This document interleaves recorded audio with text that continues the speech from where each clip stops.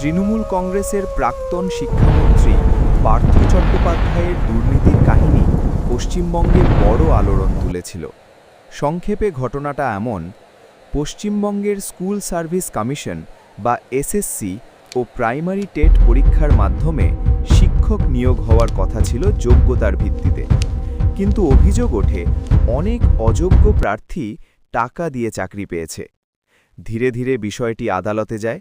2022 সালে কলকাতা হাইকোর্ট তদন্তের নির্দেশ দেয় এবং ইডি ও সিবিআই তদন্ত শুরু করে। তদন্তের সময় পার্থ চট্টোপাধ্যায়ের ঘনিষ্ঠ অর্পিতা মুখার্জির ফ্ল্যাটে অভিযান চালিয়ে প্রায় 50 কোটির বেশি নগদ টাকা, বিপুল পরিমাণ সোনা ও সম্পত্তির কাগজপত্র উদ্ধার করা হয়। এই ঘটনার পরই পার্থ চট্টোপাধ্যায়কে গ্রেফতার করা হয় এবং তাকে মন্ত্রিত্ব থেকেও সরিয়ে দেওয়া হয়। এই ঘটনাকে বলা হয় পশ্চিমবঙ্গ শিক্ষক নিয়োগ দুর্নীতি বা এসএসসি স্ক্যাম।